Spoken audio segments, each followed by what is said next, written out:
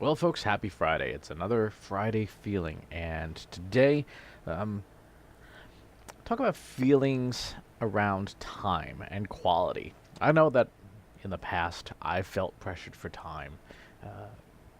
Always true especially if you're in the client service industry. It feels like feast or famine. Some weeks you're just crazy all out. Other weeks you're like, well, guess we could update the website.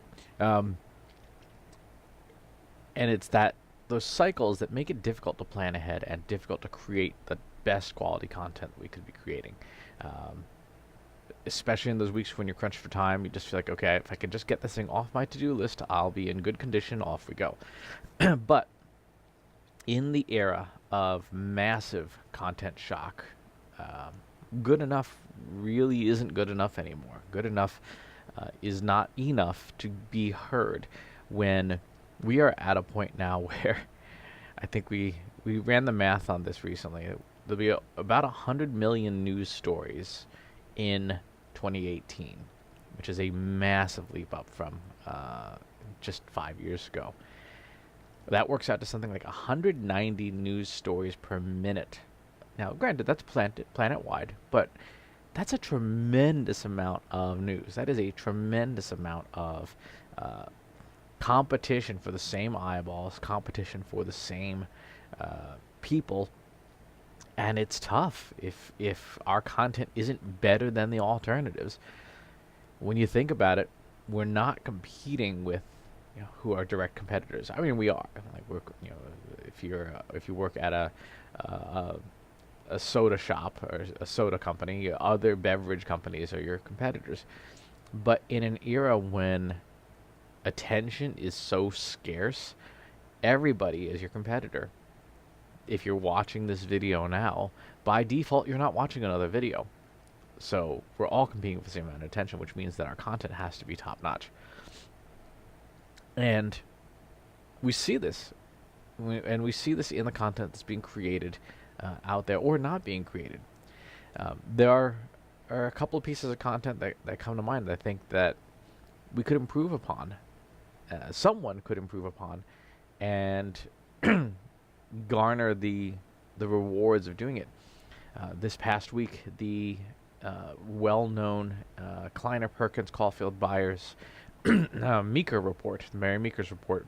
She's one of the employees of KPCB, and puts out a massive, well-curated, essentially mega deck of slides of all these interesting statistics.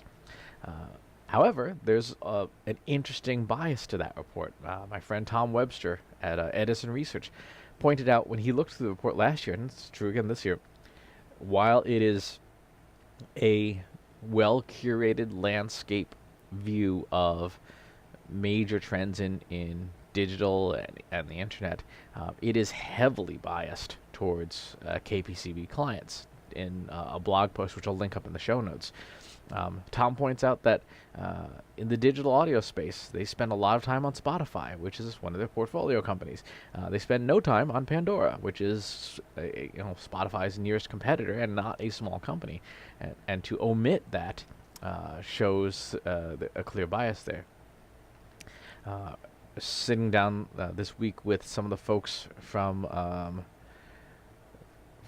consulting company, and we were looking at this Twitter report. There's a report using Twitter data. It was not by Twitter.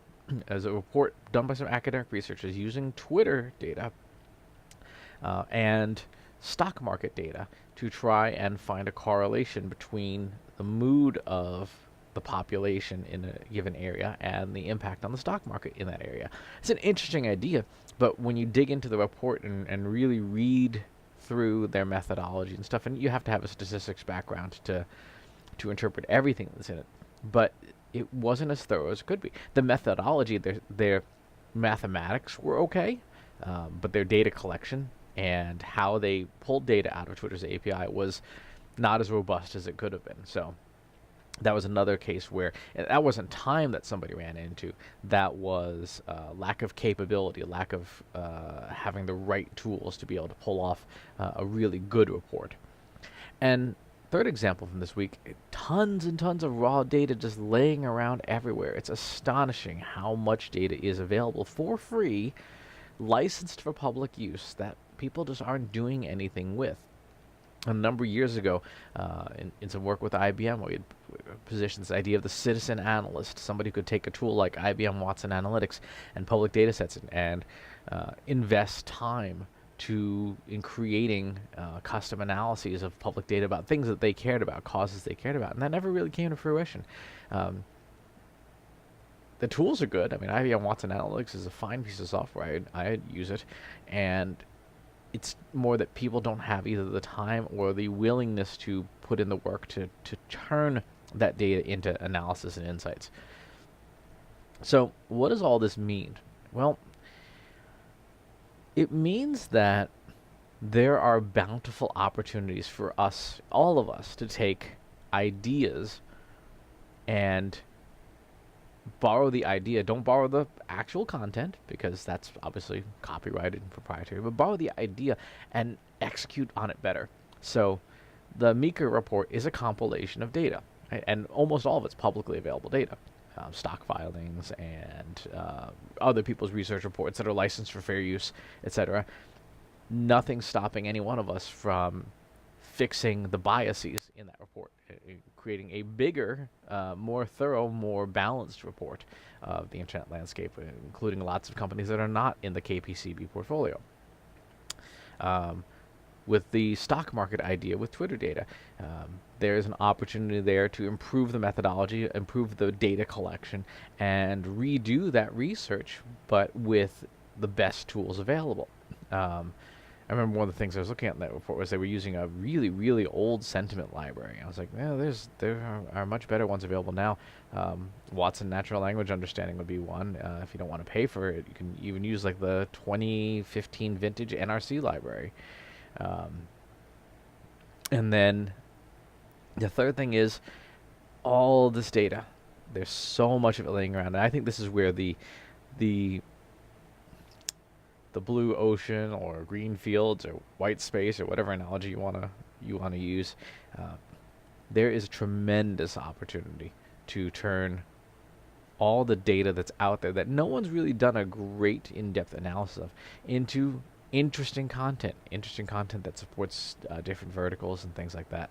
I was poking around a job listings website and pulling out thousands and thousands of job listings just to see what the trends are geographically in certain types of hiring. That, as far as I know, has not been done recently, at least not at the scale of data we're working with, but it would be cool to turn that into something actionable.